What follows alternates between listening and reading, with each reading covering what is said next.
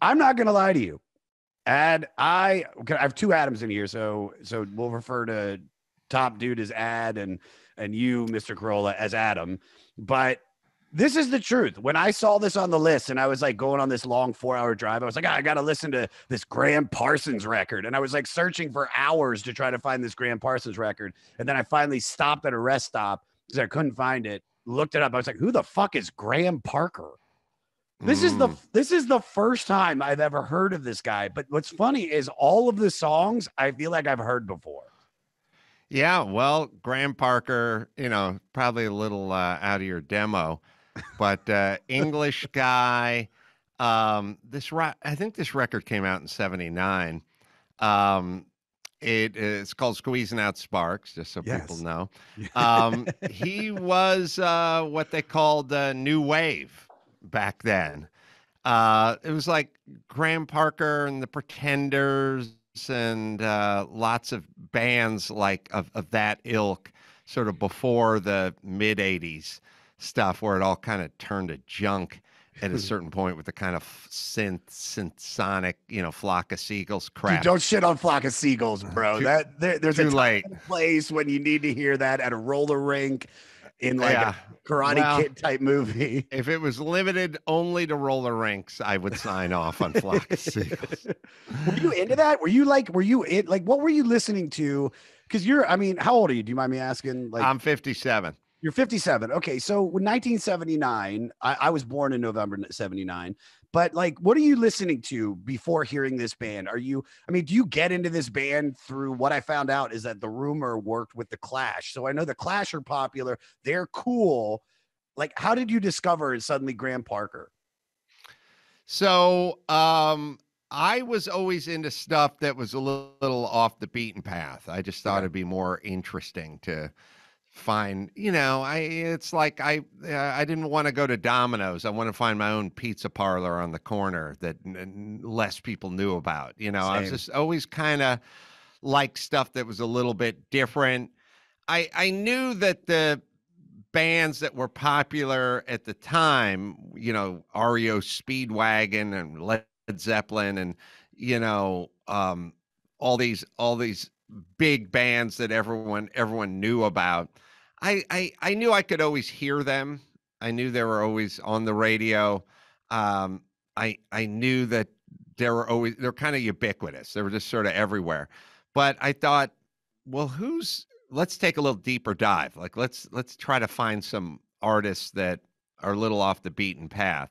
Yeah. And so I grew up in Los Angeles, and Los Angeles has a radio station called K-Rock. Mm-hmm. And K-Rock, they did that too. They were like, let's see if we can find some of these bands that aren't what you would call sort of mainstream bands. And Graham Parker was one of those guys. And so he was out of England. He was part of that sort of new wavy kind of punk. It was sort of taking rock licks and kind of speeding them up a little and then putting a little bit of an angry edge on them, kind of like the Clash and the Ramones and, bands like that, maybe Blondie. Those were kind of like bands that were like, it was rock, but it was not your dad's rock. It wasn't classic rock, but it wasn't full on punk Sex Pistols kind of stuff. It was a little more melodic, but it had the edge, and whoever was singing was probably a little bit angry, and I liked the stuff, and I've always liked Graham Parker, and he's always been kind of a musician's musician, like the guys who really know music always like for instance, the only other a huge Graham Parker fan I've ever met in Los Angeles is Judd Apatow. Oh, he of loves course. Graham Parker. Of course, dude. Yeah. He's Jackson Brown. He's Graham Parker, all the Grahams. All the Graham. Love Teddy Grahams. Parker. Right. So I thought, A, I like this guy and I like this kind of music. And then B, it's kind of my own. Well, everyone else is listening to Styx. I could listen to Graham Parker And also, like, that's what people do. They go, "Who's Graham Parker?" And I go, listen to Graham Parker," and they would all like his stuff. So I was like, Yeah. I felt vindicated. No, I couldn't agree with you more. Even though like I had never heard of Graham Parker, when I put this on, like I look, it's a style of music that definitely lives in 1979. Yet it's still there is some stuff that I feel that like, oh, I can hear the influences from this record, but it's definitely like you said, it's that post punk right at the beginning, a new wave kind of like, has some Clash, has some of the punk rock stuff, and yet it still has that 80s feel. And it is cool. I mean, it is really a cool record. I do kind of think a lot of the songs sound very, very similar.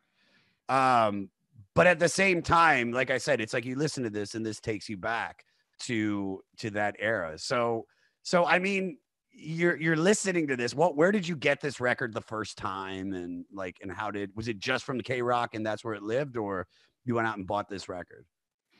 Well, K Rock was playing his second record called the Up Escalator, which came out like a year later.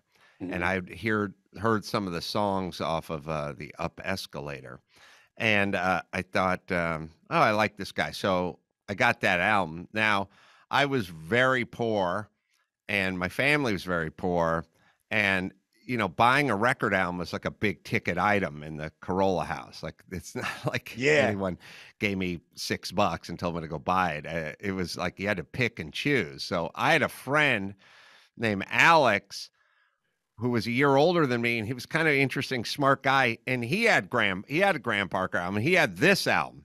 So I would just go to his house and like listen to Graham Parker squeezing out sparks, but I don't. And then at some point I bought the album, but a friend of mine had this album, and I would hang out with him and listen to Graham Parker at his house. Yeah. What like has the relationship with this record like changed over the years? Have you ever seen him live or anything like that? Oh yeah, I've interviewed Graham Parker a few times. I've seen him live more than once, and this always just falls under the heading of sort of. This wasn't his first album. Maybe this was his third album. I'm Let me trying to check. think now, So but we got the Fourth album. Parkerilla yeah, before this in 78, and then the next one that you had already mentioned, the Up Escalator. So that yeah, so this that came out came March 79. up escalators after this one. Yeah. And I think there's one more before, in between Parkerilla and this one. You can Howling Wind or something like that. I think there's another Graham Parker album in there somewhere. Howlin' Wind was 1976, and Heat Treatment was also 1976. Stick It To Me, 1977. Stick to Me, yeah. Yeah, so he had a few before this one. This is kind of the one that got some more spins and was kind of a breakout for him. And I was always just a fan, so I've seen him in person. I've interviewed him and talked to Judd Apatow about him for quite a bit. Why haven't I heard of him? Like I'm curious why. I mean, I understand that, like, there's always all these artists that just kind of come by, you never really get to grab hold of. They might not get into your stratosphere, but for something to be this low on the 500 greatest albums list at number 334, like I've never heard of Graham Parker. Like what like was he popular really during that time? Because I know you mentioned it was like K Rock would play it, but K Rock would kind of introduce you to like some of the cooler bands. I mean, like was this a popular artist at the time, comparatively speaking to what like some of the other bands? Like, because you mentioned like REO Speedwagon and Styx, which I love those bands. Because those songs are still played. Do you know what I mean? Well, you'd have to. It all depends where you grew up. Most people didn't have a K Rock in their town growing up. Yeah. They grew up. I can tell you like a very big Mason Dixon line kind of example, which is Please. I grew up in LA, and I grew up I shouldn't say grew up, but I listened to K-Rock when K-Rock was kind of fledgling, ended up being a huge influential rock station or new wave, alternative, whatever station. I ended up working for K-Rock at some point, but um, I grew up not hearing any Meatloaf songs, right? So I have friends that grew up on the East Coast and it was all about Meatloaf. Out here, they had bands like X and some of these other bands that nobody'd heard of on the East Coast. But if you're a West Coast person, you may have heard of some of these Oingo or early Oingo Boingo. Yeah. Oingo Boingo was around for a long time. X, these other bands were like West Coast bands. And if you're listening to the radio in 1980 in Philadelphia, you'd never hear any Oingo Boingo. But if you're listening out here, you would hear Oingo Boingo, but you would never hear Meatloaf. So there's kind of a regional thing. So Graham Parker, you would know if you grew up maybe in LA and maybe about the right time and you listen to K-Rock, but he didn't really get a lot of spins on other radio stations. So no, not a household name, and no, never a big act, but did sell a lot of records, did tour, play big venues, especially in Europe and in England. And if you know anybody who's a music insider will go, oh yeah, of course, we know Graham Parker. Well, his album was made the top 500, right? This is, and it's beat out. I mean, just a couple records that we've done recently, In Rainbows by Radiohead, which, in a sense transformed the way people got music because they charged whatever the audience wanted to pay for the record, and kind of were the first people to release something digital. And then we just did Super Unknown by Soundgarden, which is arguably one of the greatest, quote unquote grunge records of all time from that era. And then to have, I mean, these lists are whatever. I mean, but it's always like, it just kind of blows me away where it's like, dude, it's like Beatles Let It Be was like 50 records ago. And then this record is, is ahead of that. So I'm just a little shocked that I've never heard of him. So just so all the listeners have an idea of who Graham Parker is, we have a little breakdown. So the guy's born in East London in 1950. He's a fan of soul. In his teenage years, listening to Otis Redding. Then he starts getting into playing clubs, playing soul, Motown, and ska. Got his first guitar at 16, and in his early 20s, spent a year in Gibraltar with a psychedelic band called Pegasus. Returns to England in 72 and continues to pursue his music career. In 74, places an ad in Melody Maker to find some like-minded musicians. Ends up making the connection where he met Dave Robinson, the manager of the defunct, Brinsley Schwartz Band. Robinson recorded Parker in a small studio above a pub, and soon a backing band was formed known as the Rumour, and it consisted of members from other British pub bands, Brinsley Schwartz, Bob Andrews, Martin Belmont, Andrew Bodner, and Steve Goulding. The band released 3 albums. So here we go. Howlin' Wind, 76, Heat Treatment, 76, and Stick It To Me in 77, which leads us to today's record. So I think it's called Stick To Me, by the way. That's a typo. Sorry. What did I call it? Stick It To Me? Yeah. Stick To Me. Yeah, that sounds more like a hair metal band record. Yeah. You gotta come on and stick it to me. Squeezing out the sparks. I mean, that does kind of sound hair metal. It's called Squeezing Out Sparks. What? Who wrote, dude? Adam, you wrote this, dude. Not you, Carolla. The guy above you in my feed. Why did you give me this?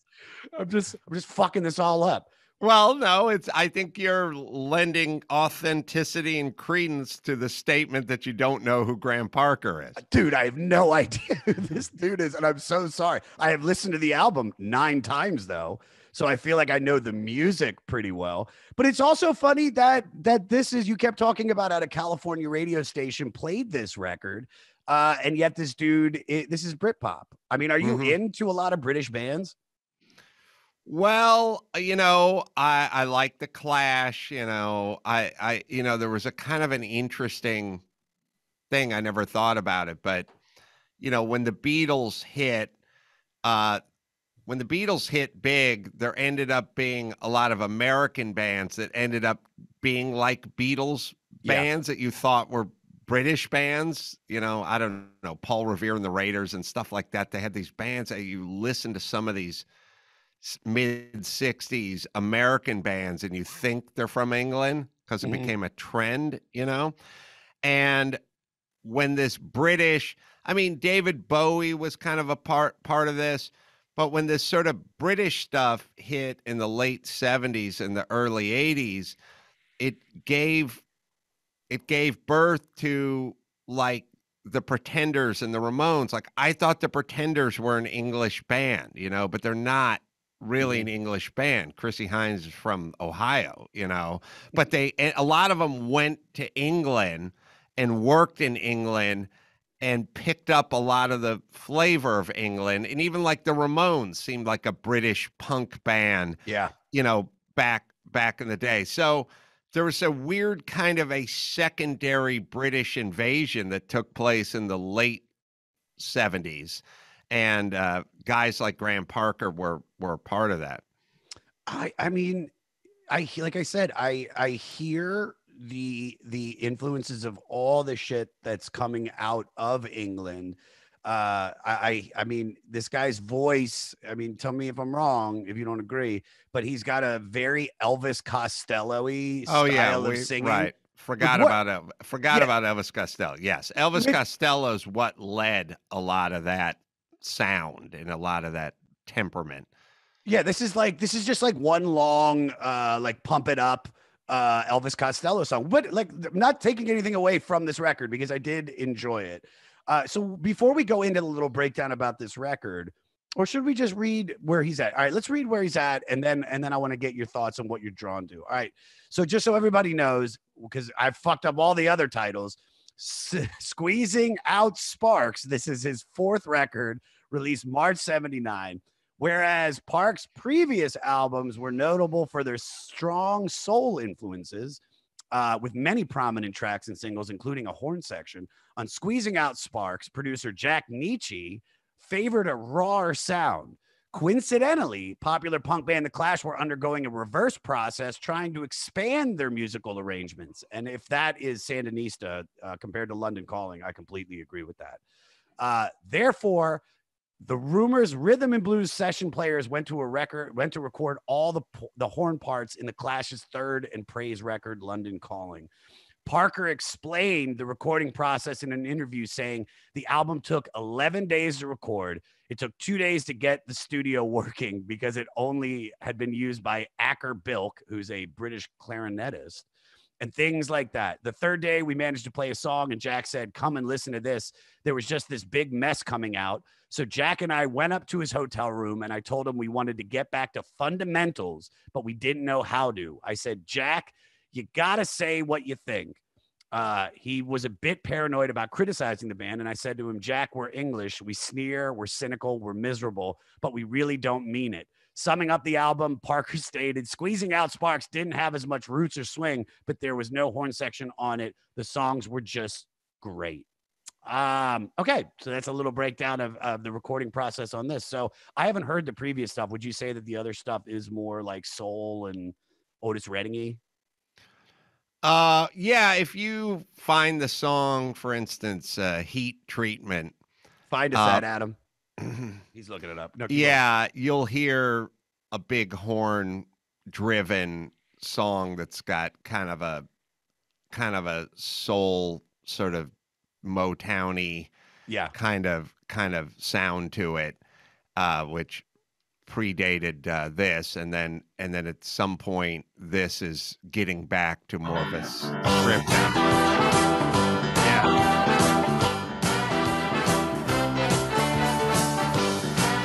Skip ahead a little bit. Let's hear it. Out and the streetlights rise. Loose-faced friend and a baby cries.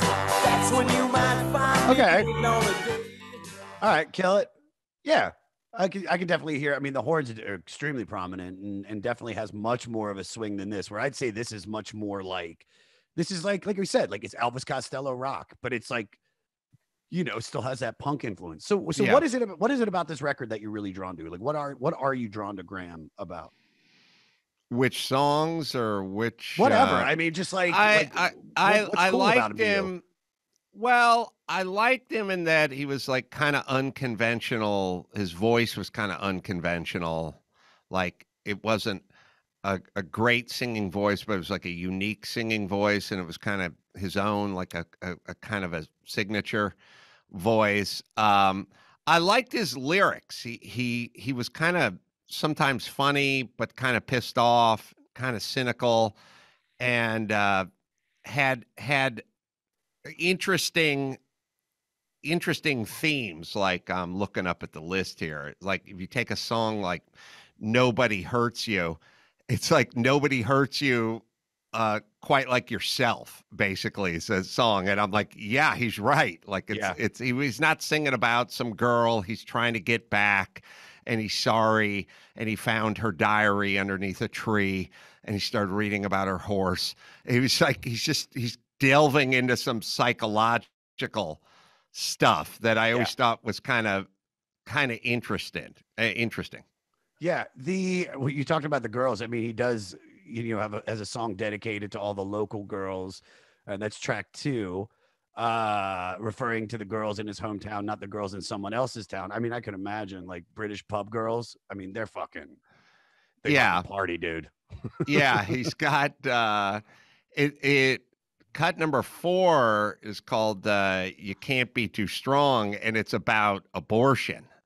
And it's if you listen to the lyrics of it, you're like, oh, and it's about abortion. It's really heavy. Like, oh my God.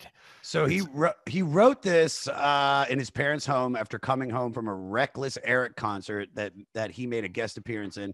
Parker characterized the song as something that I was just tossed off, and I thought, I don't know about this. I mean, this is like for 1979. I mean, let me see if we have anything real interesting about this. So the National Review published their list of the 50 greatest conservative rock songs. This song was at number 30. Yeah. It also, I never even heard that. Pull up the lyrics and put them on widescreen. Let me see if I could see like I want to see. It's a conservative rock song. I mean, that's interesting. National Review, 50 great. I don't know. He goes on to say, though, that it is also the song that is most misinterpreted in his catalog, too. I don't know much about Graham Parker's politics, but I think he's a progressive guy. Yeah, he lives in the Bay Area. Yeah, Judd would not be playing his stuff if he was like Newt Gingrich. Gingrich. It's a great song, by the way. Parker said, so he talked about this song being commonly misinterpreted. Parker said they decided it was an anti-abortion song. And of course, it's a much more questioning song than that. It's a deeply emotional song that is not making any rules for anyone at all. But people do see it that way. When you're 16 or 18 or something, you haven't got any money or anything. And the only thing you can think about is, God, I only hope she gets rid of it. But I'm not 18 now, and it just makes me think, but when I say you decide what's wrong, I'm not putting any blame on a woman. I'm saying the fact is that a man doesn't have to decide. A woman does. If it's saying anyone is weak, it's the men because they don't feel it. Parker has admitted that the track is based on personal experience. So, yeah, there it is right there. I mean, you know this. I mean, from working in the media as well and being an artist, it's like your words get misconstrued all the time, Yeah, I never took it as a pro or against, pro-life or pro-choice. I never took it as pro or against. The reason I like Graham Parker is he was just writing a song about abortion. Like about what that was, which is everyone tries to force you into taking a stand. Like, oh, you're going to have an opinion about abortion. So what is it? Is it pro-choice or is it pro-life? And he's just going, I'm just writing a song about abortion. Yeah. Have you ever had like something that you've said either on the podcast, on stage or on television that, just completely got misconstrued and a group latched onto the wrong of what you're saying?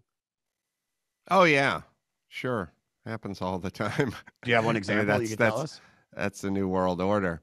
I was singing about abortion one night, and I did an interview, I don't know, 10 or 12 years ago. Yeah. And at the very end of I was talking about a book.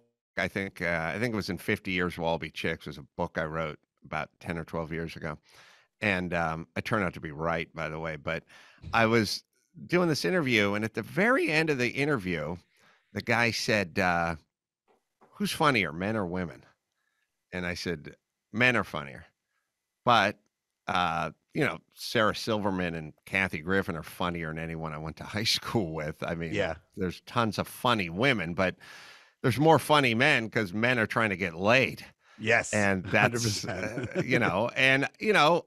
The answer, if someone says, who's funnier, men or women, then you can either say men are funnier, women are funnier, or it's a statistical dead heat, like it's a tie, Yeah. So I said men are funnier, but that's because we're pushed into it because we're trying to compensate for something. We're trying to get laid, that's the way, that's the way it works. And then that just turned into Adam Carolla said women weren't funny. And it's followed me around my entire career. Jesus. And so people go, if I ever do a stand-up special or something, there'll always be some bitch online going, hey, he said women weren't funny. He's not funny. It's like, I never said women weren't funny. It's insane how just such a throwaway in such an interview could be just tracked to you for everything that you do. I mean, that's kind of the style of the world today, but it's like what we really need to like women we need to realize is that a lot of the stuff that we do and we say is to get laid. Everything. I once did the Macarena in a CVS parking lot to try to get pussy. Yeah. You know what I mean? Like it's just we've and this was like after the Macarena craze because all these girls were doing it. It's like I got to join in. Yeah. But I mean, this is also for this song, 1979, when he's writing this and giving this kind of opinion, which, like he said, is like there's no pro-abortion, anti-abortion in it. So it's just crazy that the National Review. Can we also find the rest of that list, Adam? I would love to know what the number one greatest conservative rock songs are. It's Ted Nugent's Stranglehold. Yeah. I can tell you already. It's all Ted Nugent, 1 through 49. 1 through 4. Oh my God. I bet you there's at least 3 on there. There's got to be 3 Nugent songs on God, of course. So this song was originally written with a country style arrangement, but producer Jack Nietzsche convinced Parker to slow the song down to reflect the serious subject matter. Parker said the song started as a fairly up-tempo country song until producer Jack Nietzsche realized the lyrics were that heavy. And once he slowed it down, I was like, that was a great idea. Yeah, I mean, I would love to hear this more upbeat and a lyric from this song, everybody else is squeezing out a spark, provided the album title of performing the song live. Parker said of performing the song live in 79. Every night I got off singing that. It was great because the audience loved it. Girls cried and stuff, which kind of gets you into it. And Stephen Rosen of American Songwriter said that You Can't Be Too Strong was maybe his greatest song, is the equal of Costello's Allison or anything by Bob Dylan. Do you agree with that? Do you agree that this is, for someone that is a fan of Graham Parker, that this is probably one of his greatest songs? It was never one that I concentrated too much on. But thinking about it now and kind of looking back on it and seeing, how it's, 50 years old or coming up on 50 years old. And it was sort of prescient and interesting. I know. Yeah. I've never given it a whole lot of thought. There's a million Graham Parker albums. There's a bunch of songs that I like better than You Can't Be Too Strong, but it does illustrate why I liked him. I thought he was interesting. I thought he's sort of thought-provoking. I thought he would go places that other people weren't. He'd go places other bands weren't going. Yeah. And he does slow it down in this song and kind of strip it down, and I'm like, he was secure enough to do that on a kind of rock album, you know. Yeah. Here we go. We've got the do you have the list, Adam? So I do have the list up, and surprisingly, number 1 is Won't Get Fooled Again by The Who. Number 2 is Taxman by the Beatles. 3, Sympathy for the Devil by the Rolling Stones. 4, Sweet Home Alabama by Lynyrd Skynyrd. And then 5 would be Wouldn't It Be Nice by the Beach Boys. What? Yeah. No, I double checked the list. 30 is comes up You Can't Be Too Strong by Graham Parker. So this is the list. I get that Taxman, yes, okay. Lyrically, subject mattery, you know, they're pro anti-government, you know, so calling out the tax man, Won't Get Fooled Again. I feel like the conservatives, you know, and the liberals are constantly getting fooled. So that song could go back or forth. Do we have a like 50 greatest liberal songs? Let me look into that. Maybe it's just maybe it's that Won't Get Fooled Again, I think, is at the beginning of like CSI New York or something. Isn't they have that big scream? Yeah. Isn't that for like something CSI?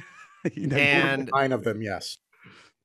Yeah, maybe it's maybe it's conservatives just like that Law and Order type show, you know. CBS, dude, is like the network of the conservative, like 60 to 70-year-old man, you know, and woman. Yeah, they love those crime shows. They love Mark Harmon. Mark Harmon. And what's his name? Lieutenant Dan. Gary Sinise. Gary Sinise is pretty conservative dude. He's a good guy, by the way. I've interviewed him a few times, but he's, you know, all about the veterans and all about America. I think Sinise was a CSI guy. Maybe Daltrey did the Scream. Maybe they're just connecting those dots. It's just they're like, we love CBS so much that it's just the theme song from Murder, She Wrote's on there. Everything. Number one's got to be Imagine, I think, for the left side. What do we got? What do you got? So I found the 50 greatest protest songs, which is pretty close, I would guess, in terms of the theme. But number 1 is Rage Against the Machine's Killing in the Name. Okay. 2 is Green Day's American Idiot. 3, Public Enemy, Fight the Power. 4, Gil Scott-Heron, The Revolution Will Not Be Televised. And then really number 5 is Radiohead's Idiotech. Let's round out the top 5. Idiotech? Well, the protest song is not going to be the same as the progressive song, but it's close enough. The progressive songs, it's all like Sarah McLachlan and Ani DeFranco. It's just I think it's you know, double fantasy John Lennon kind of stuff. Yeah. All right, what else? Let's see what else on this record. So, like, let's just talk about the opening track, Discovering Japan, because for me, this was the first real Graham Parker song that I've ever listened to. And the song was inspired by his extensive travels, which he quite enjoyed. In a 2012 Song Facts interview, he explained, I was on the road a lot and I was just going through this great period, really, where this was now my life of playing music and having a career. I was thinking of myself as successful in touring places like Australia 1 minute and Japan the next, and then sitting on an airplane in Tehran, wondering if he'll ever take off. Will we take off? Will we live? And writing this song, Graham said, sometimes songs just come out easy. Sometimes they don't. That one was a very difficult song to write. The chord sequences are still, for want of a better word, advanced. This ain't no rhythm and blues thing. This is something else altogether. I was breaking some different ground in the rhythmic structures and the whole push-pull of this thing. The way the chords spun around on each other and the lyrics was so totally mysterious that I didn't even understand it myself.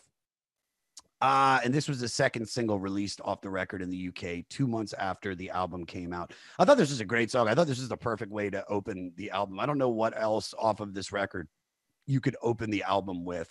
And then Local Girls, great song. Yeah, it's a good riff. Nobody Hurts You. You Can't Be Too Strong. Passion Is No Ordinary World. See, this one I really liked. I really liked the ascending chords. The guitar riff, that was great.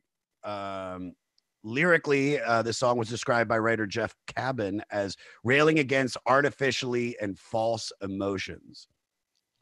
When asked about the song's implications about fake emotion, Parker responded, "People are dull, aren't they? People aren't living to their max or to anywhere near it. They're just drones or clones, especially in England. They're just walking zombies.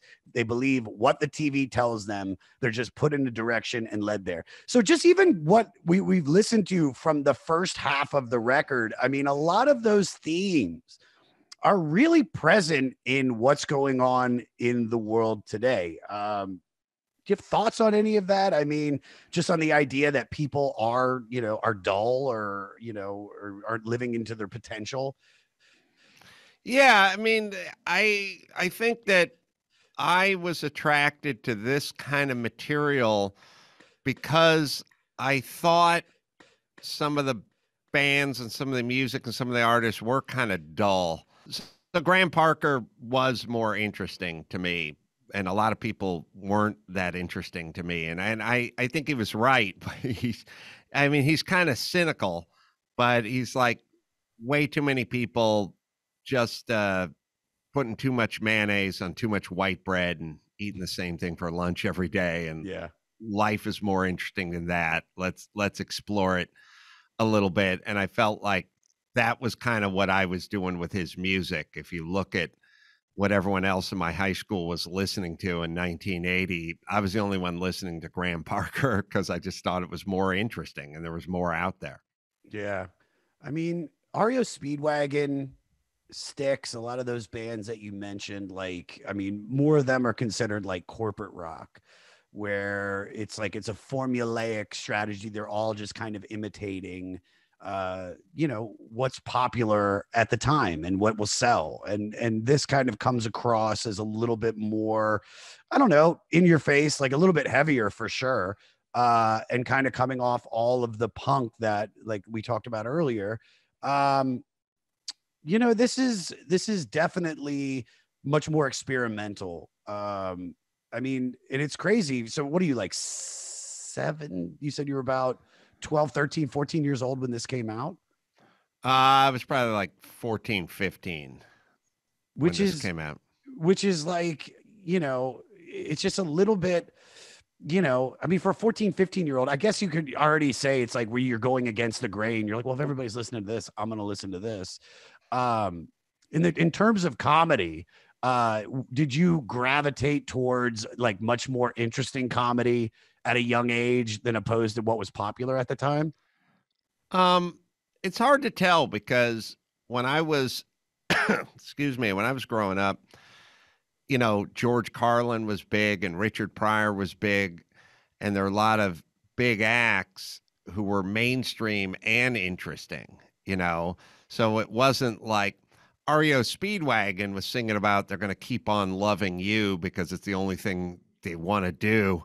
And I was like, well, that sounds pretty fucking boring, like lyrically, but Graham Parker sounds a lot more interesting. But George Carlin was one of the biggest stand-up acts out there in the 70s and very interesting. So I was like, well, you can, you don't have to push against whatever's popular. You only have to push against whatever's popular if whatever's popular is shit. And so, In-N-Out Burger is popular and it's big and it's good. So I don't need to push against In-N-Out Burger. Yeah. And I don't need to push against, musically, I didn't like a lot of the big acts because they felt kind of boring to me. But George Carlin, Richard Pryor, they weren't boring, but they were the biggest. Yeah. So the lesson for the kids is you don't have to push back against something just because it's big, or popular. You have to push back against it because it sucks. No, but so what is the Valley like, in 1979? I mean, it's always been kind of this little like offshoot of Los Angeles where it still has the feel of Los Angeles, but it's much more calm. I mean, like, what is it like growing up in the Valley in the late 70s? Just kind of anywhere, USA, just, wasn't much Hollywood to it. You knew, it was like you would spot Bob Urich in a supermarket or something, and you'd go, "Oh, that's Dan Tana. Look at that." Yeah, that was about it. That wouldn't happen in Iowa. But like, Yeah. other than spotting one of the Brady kids at a Gelson's on rare occasion, then it was right back to just, blue collar, sort of working class, boring people, stupid kids, just kind of dysfunction, the usual stuff, just kind of played sports and hung out. Did you know from like an early age that you were going to get into comedy? No, not at all. I had no thoughts about it. I was kind of a jock. I knew I was funny, but that didn't really, I come from a place where you don't get to do what you want to do. You have to get a job. Yeah. And jobs mean work, and work means moving stuff. Really. Were you a mover? I just pick up that drywall and move it over there, and pick up those boxes and put them in the truck. It's just, I'm sort of based on work. I wasn't educated. So, I knew there were lawyers and doctors, but I wasn't going to be a lawyer or a doctor. I was going to move stuff. I was going to move crates, or drive a forklift, or drive a truck, or do construction, or dig ditches. It's just, work meant physically working. Yeah. Get up and work. So you had those jobs, I'm assuming. I had all those jobs. Yeah, that's what I did. And then comedy was like, yeah, there's such a thing as comedy, and there's such a thing as stand-up, and there's such a thing as TV shows, and you are funny, but this is never going to happen because it's you. Yeah. You're gonna move stuff. That's basically that was the thought process. So you had no, in a sense, aspirations of stand-up other than like, you knew you were the funny guy. So you had already in your head laid out that you were going to work at a dock somewhere and do that for the rest of your life. Yeah, I'd be the funny guy on the construction site, or in the kitchen, or in the warehouse. I'd be the funny guy there. When did it turn? When did you start getting the inkling to start going towards comedy? I was like in my very early 20s. I, had an apartment with 1 bedroom with 2 dudes and no air conditioning, and I was, driving a truck with no insurance, and making $9 an hour, swinging a hammer, using a shovel, and I had no medical or dental insurance. I had nothing. And I was kind of like, I remember thinking, I was like, this is going to be a long life, man. I mean, I like cars. I love sports cars. I love race cars. Like, you're never going to own any of that, Yeah. And I like building and architecture, and it's like, you're never going to do any of that, and you're not going to own a home. And it became pretty apparent to me that I wasn't scholastically inclined, and that I wasn't going to get anywhere in any kind of corporate world or anything. I could barely read or write, and that it was going to be construction. And I was like, it just feels like a lot of work and like a long life, and didn't seem to be filled with travel or sports cars or cool houses or anything. And I was like, well, I think I could do comedy. I think I'm funny. So why not embark on that journey? And maybe in 10 years I could be doing something that didn't involve a hammer or a shovel. That was about it. That's as much as I thought about it. So I just started. Went down that road. Yeah. I love that. All to the soundtrack of Graham Parker. Yeah, that's right. There you go, dude. All right, here, let's do some random facts, and we'll get you out of here. So this is the only time we're going to see Graham Parker and the Rumour on the 500 list. This also didn't make the cut for the 2020 list. I am not shocked about that at all, knowing that some of the records that we've gone through didn't make the cut. I could definitely see because all the new list, Adam, is all like the younger generation made the new 500 greatest albums list. Mm-hmm. And it's like, yeah, I could definitely see this not being on there. Not saying it doesn't, it deserves it, but nice album reviews. The Village Voice called this an amazing record in an A+ rated review, adding that Parker's mood, which was narrowed into existential rage, with a circumstantial root makes for a perfect, tamable rock and roll. And Stephen Thomas from All Music said, this is Parker's finest record, a masterful fusion of pub rock, classicism, new wave pop, and pure vitriol. Okay. Nasty album reviews. You want one of them? Sure. Rolling Stone, Dark Lord Rolling Stone. Greil Marcus wrote that the album is no landmark, but nonetheless praised it as an ambitious work that depicted true fear and drama. That's okay. It's okay review. It's not too bad. Yeah. All right, here, let's do rapid questions. We'll get you out of here. Dude, I appreciate you coming on, buddy. Sure.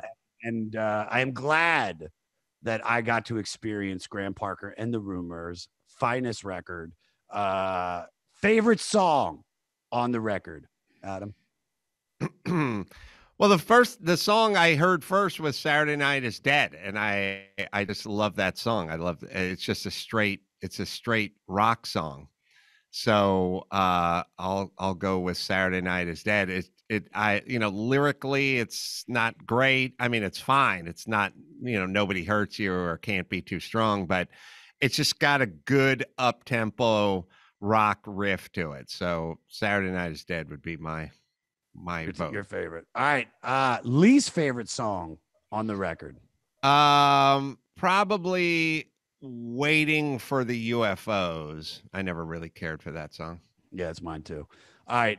I ask everybody this. What song on this record would you fuck to? Well, not You Can't Be Too Strong, because I sometimes forget to pull out. I think Passion Is No Ordinary Word takes a sort of dark twist at the end. Yeah, it does.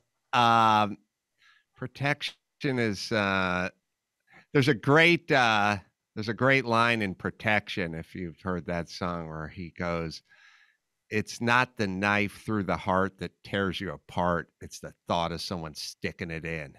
Yeah, it's good. And I always think, God, it's true. It's like, it's really just thinking about all this shit that really fucks you. It's not really the act, it's the potential walking around feeling that way. I will go with Discovering Japan, if in fact it's an Asian woman I'm laying down with. Okay, you're into that. All right. You, speaking of which, when my dad died, which is a weird transition to go from that to that, but we found my dad's box of porn, which wasn't huge. It was maybe like 10 videos, but it was all Asian eye contact blowjob scenes. Wow. That's all it was. And same with my dad. I was like father, like son, dude. Perfect. This is like, I'll keep those. You can keep the ring, Jody. I'll take the box of porn. I think I agree. I think this is, if you're gonna fuck to anything on this record, just start it at track one. There's nothing that, if you last up until the abortion song, that's on you. That's on you. Yeah. And last question, do you think this deserves to be on the 500 greatest albums list? Well, I do, but I also live in a society where no one knows who Graham Parker is. So, in my world, for sure. But again, I understand that sometimes people don't get the majesty and the genius that is Graham Parker. So for sure for me, but I can't speak for the rest of society. Well, when you listen to this record, though, I mean, because obviously it has to be on here for some sort of influential, because it wasn't this huge album. Some of the albums on this list are enormous, and because of sales and because of certain songs, that's why it's on there. Some albums are on there just for what they influenced. Like, I mean, off the top of my head, I'm trying to think, maybe the Strokes. I could see them being in that garage rock of the early 2000s, like the Hives. Any of the bands. I mean, like, what other bands do you hear when you listen to this record that's come out since? Oh, that's interesting. Yeah, I think those bands that you mentioned, and even some of the, like, I don't know, Fastball or something like that, where you hear some of those 2000s. Those are like K-rock bands. They're all, even when you listen to like No Doubt or something, you'll hear in the 70s, with the Clash, you'll hear a lot of ska and upbeat and stuff. If you listen to, No Doubt of 1997 or something. That's not that much different than a lot of the Pretender stuff and the Clash and some Elvis Costello and Graham Parker. It was all there. The bones were all there. Yeah. No, I agree. I definitely agree. This is the cool thing about doing this podcast is, like I said, I never would have listened to Graham Parker. I'm glad I experienced this record. I don't know personally if I feel like it should be on the 500 greatest albums list, but at least it did kind of spark my interest in wanting to find out more about this guy. If I have to give my rating on this Fleece Army, I'm going to give this 3 out of 5 fleeces. The hits were good that I really enjoyed. The misses were a little off, but all in all, it was a good listen. It was an easy listen coming in at 40 minutes, man. You can't, put it on, do some housework, and then tell me what you think. Adam, how many fleeces out of 5 would you give this? Which Adam? Sorry. You, Adam, you, the fuck the other guy. The other guy, he's in the back of a comic book store in I think Oakland. Santa Rosa, California. Okay, all right. Well, me and Judd Apatow both give it 5 out of 5 fleeces. There you go, dude. I love it, man. And now I have something else to talk to Judd about the next time I see him. Which is always exciting. He put Graham Parker in a movie of his. This is 40. Yeah, I had that note. One of the songs off of this record. Let me see if I can find it in the notes. Here it is. It was Local Girls. Mm-hmm. Music video for the song was also created featuring Parker and the Rumour performing in a living room set. The band played a version of the song in a concert for Judd Apatow's movie This Is 40, though it didn't make the final version of the film. Graham Parker was all over this movie. Like, he acted in it. Which is was crazy. He really? Yeah, he played Graham Parker. Wait, I gotta rewatch it. You got to rewatch it. That was Graham Parker playing Graham Parker, and the guy who was, promoting trying to get his own record label going and promotions going, was trying to get Graham Parker. Oh yeah. There you go. All right. Well, I haven't seen that movie in fucking, what is it? When did that come out? Like 8 years ago? It's been 8 or 10 years. Yeah. Good God, man. I was in Funny People. Me, Angelo Bowers, Gerard Carmichael, Rel Battle, a bunch of young comics were in. You kind of probably see the back of our heads in the Brody Stevens scene that was cut out, but we were there. And Judd's been on for Jackson Brown, which was great. So dude, this was great. I mean this sincerely, Adam. I appreciate you taking time out to come on for Graham and being, because these are one of those albums that you see on the list. You're like, who the fuck are we gonna get that knows who Graham Parker is? And dude, like we got a fucking cool ass dude. I mean, this was great. I really appreciate you coming on. Anything you want to promote, please go ahead. I mean, just go to adamcarolla.com and find my podcast and whatever else you want, or check out my YouTube page. See a bunch of free stand up there. Perfect, dude. Perfect. Thank you, buddy. I appreciate your time, dude. Thanks for having me. So we're done. This